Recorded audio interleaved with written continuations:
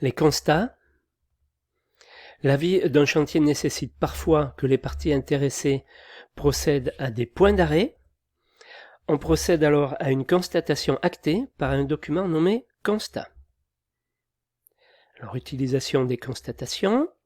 Cette pratique est encadrée dans les marchés publics de travaux et s'emploie principalement pour les marchés à prix unitaire dans lesquels une constatation s'impose en matière de quantité livrée ou exécutée. Elle est dans ce cas indispensable au déclenchement du paiement des prestations. Les constatations peuvent aussi acter n'importe quel événement de chantier, conditions climatiques, intempéries interdisant l'exécution des travaux, découvertes intempestives, engins de guerre, vestiges, pollution, amiante, aléas perturbant le déroulement du chantier.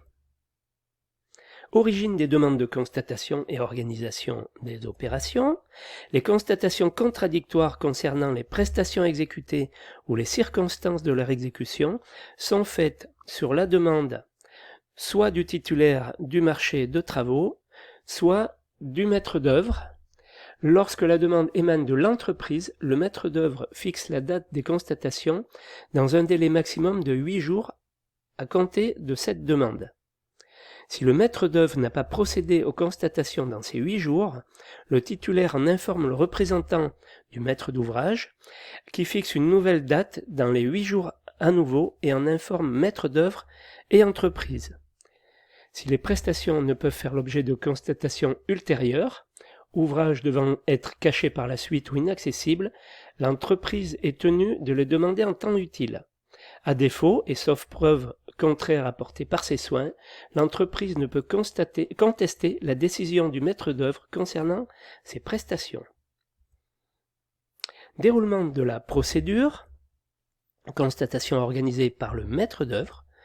Les constatations donnent lieu à la rédaction d'un constat dressé sur le champ par le maître d'œuvre contradictoirement avec l'entreprise qui le signe. Si celle-ci refuse de signer ce constat ou ne le signe qu'avec des réserves, elle doit préciser ses observations ou réserves au maître d'œuvre dans les 15 jours. En cas d'absence de l'entreprise dûment convoquée, elle est réputée accepter sans réserve le constat. Constatation organisée par le représentant du maître d'ouvrage.